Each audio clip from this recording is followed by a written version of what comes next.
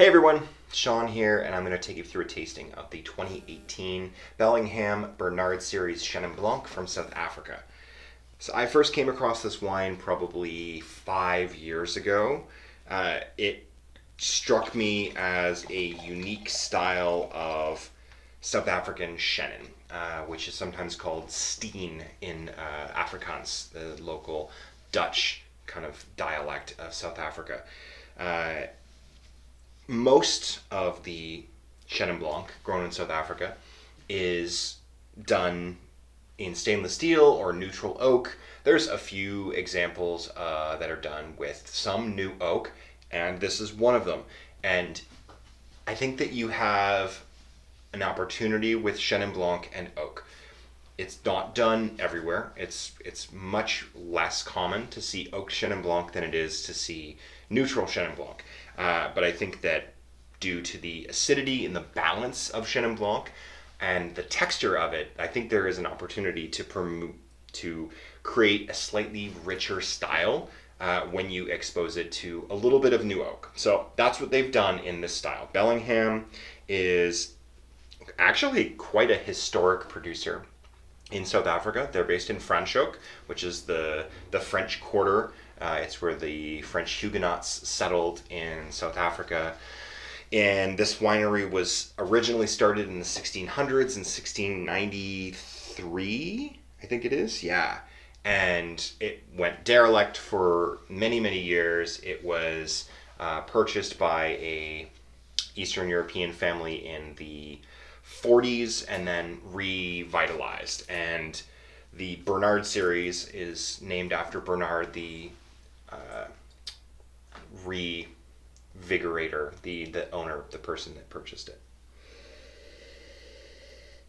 So there's a lift because Chenin Blanc always has this beautiful like ripe apple character, but then you combine that with the spice and the elegance of the oak.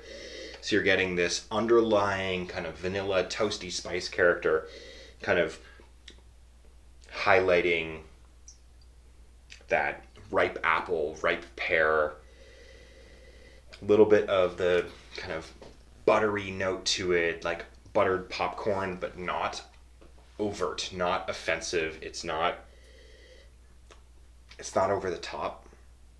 And I've always really liked that about this wine, that it manages to find that really great balance between texture and oak flavor.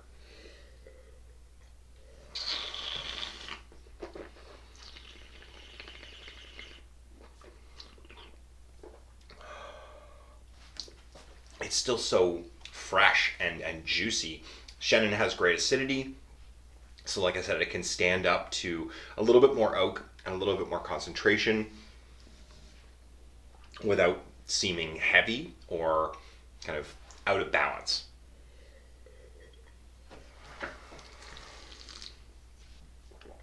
This is not a light wine by any stretch. This is like 13.5% alcohol. It's pushing up towards 14% alcohol. So it's got some heft, but like I said, when you put that into perspective with the freshness, the intensity of flavor, the complexity, and all of those things come together in a way that actually works really, really well. I think this would be great as we start looking at richer, heavier dishes as the weather cools off.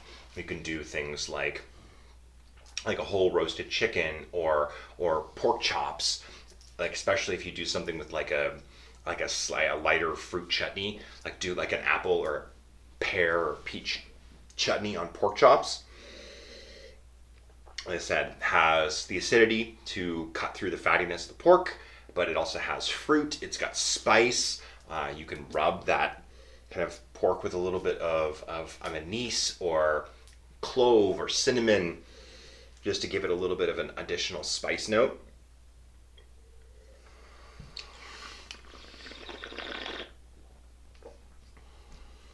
This is delicious. It's for the 5 years that I've been paying attention to this wine, I have never found it to be out of balance or overt. It's just great juice that is well made and is a great representation of an oaked white wine that is not Chardonnay, that is appropriate for a lot of different dishes, a lot of different situations, and is just dang delicious. So, thank you. Enjoy. We'll see you next time.